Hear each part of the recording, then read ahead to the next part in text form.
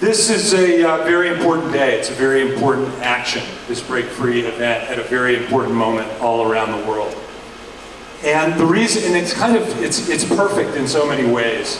I was listening to an interview with the CEO of Exxon, Rex Tillerson, a few days ago, and he was being interviewed, and they said at the end of the interview, it was kind of a business interview thing, and at the end of the interview, they said, well, what about this investigation into this allegations that you've been lying to everyone about climate change and covering up the truth about climate, and the Attorney General investigations that so many of you are involved in helping to push along? And he leaned over to the interviewer and he said, well, you know, people are always going to need what we're selling. The power, the beauty, the clarity, the importance of this day is that this is when we rise up and break free of exactly that. That is the tyranny of will. It's the control of our political and economic system. Yes, it's the lying about climate change, but the heart of the tyranny is telling us that we lack the guts and the brains and the will and the vision to overcome this madness, to address the climate crisis, and to build our best and only viable future. A future free of fossil fuels. A future where we break free. That is the future that we start today. That's the stake in the ground that we're putting right now. And that is the key. When we believe that, when we don't believe what he's saying, basically he didn't say, oh, there's no climate change. He didn't bother to say that. He didn't even say, we didn't lie about climate change. He didn't even say fossil fuels are great and the future's going to be great with fossil fuels. Everybody knows that's bullshit. Nobody's going to listen to that. All he said was, you have no choice. Ooh. And what are we saying today? We have a choice. We are going to break free.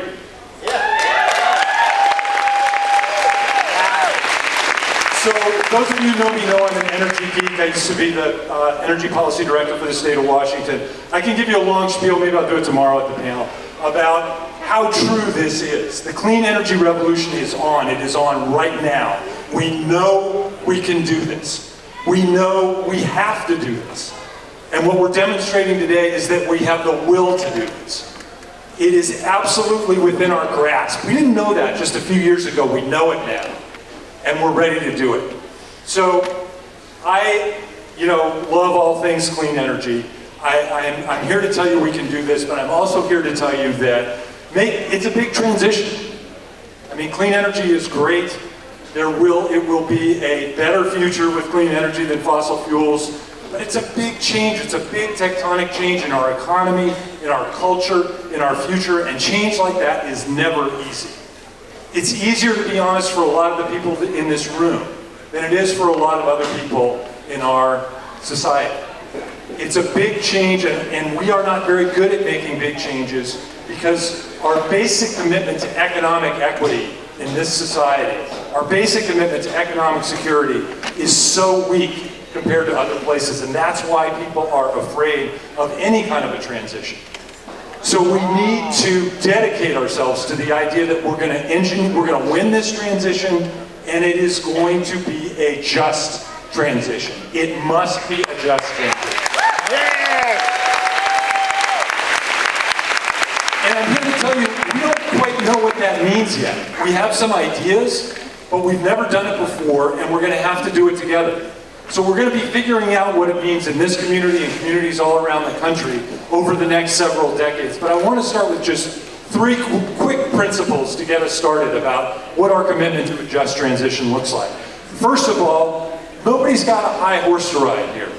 Nobody's pointing any fingers. We are all part of the only energy system there is right now. Nobody is blaming anybody for going to work in a refinery.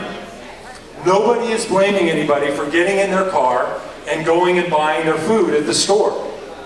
We know all this has to change over time, but we're all part of this system. We all have to take accountability, and we have to link arms and overcome what we're really up against, which is the concentrated economic and political power of the fossil fuel industry. Nobody's above it. We're all part of it. We've all got to change it. That's the first principle. The second is, and this is hard for us, right? It's hard. I'm a lifelong climate warrior. It's especially hard for me. It's going to take some time. It's a big, long transition. We can't take any more big steps in the wrong direction, that's for sure.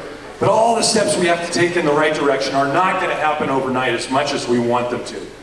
And the fossil fuel industry likes to scare people into thinking that what we're really saying is, life as you know it, if you work in a refinery, if you drive your car, it's all over tomorrow. We're not saying that. How many people saw Do the Math or read Bill McKibben's Terrifying Math, all that stuff? Well, yes, we have to keep it in the ground, right? But we have to keep 80% of the known reserves unburned. Well, guess what? 20% of the known reserves is a lot. There is still a lot. And we're not going to cut back by 80% tomorrow. The 20% that's left is enough if we begin now and we begin aggressively to reduce our consumption to last us through the just transition that's going to take a couple decades. Because you can't have a just transition overnight. We understand that, we're not blaming anybody, and we're linking our arms in solidarity with the people who are most affected by climate change, most affected by this transition, most affected by the pollution of the fossil fuel economy. Those are the people who most need us to stand together and say this transition will be fair, it will be just, it will be economically equitable. Yeah! And finally, the third thing about this is it's not just about the energy transition, it's about our whole economic culture and our commitment to economic equity in this society. It is too damn weak. And that's why people are afraid of making any kind of a transition, because we leave people hanging on by their fingernails.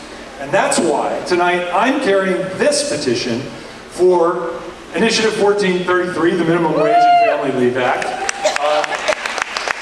It's why we have to end these crazy trade deals like TPP.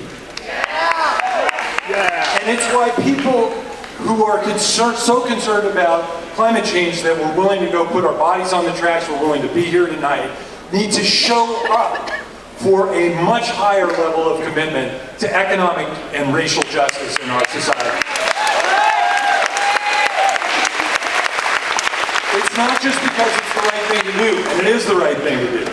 It's because it's the only way to make a transition together. It's the only way to keep Rex Tillerson and the fossil fuel industry from dividing and conquering and keeping us in fear and keeping us impotent and keeping us strung out on fossil fuels, is if they divide economic justice from climate justice. We can keep it together. That's what we're going to do. Now remember, you know, at the end of the day, Dr. King did not say, as cool as solar panels are, Dr. King did not say, the arc of the moral universe bends toward solar panels. He didn't say that. He didn't say that the arc of the moral universe bends toward LED light bulbs, right? That's all part of the transition. What did he say? He said the arc of the moral universe bends toward justice. Bends toward justice. What does the arc of the moral universe bend toward? Justice. Right. And it is because we now understand this climate fight as a fight for justice that we finally have the opportunity to break free. Thank you for being part of it. Thank you for being here. Show up.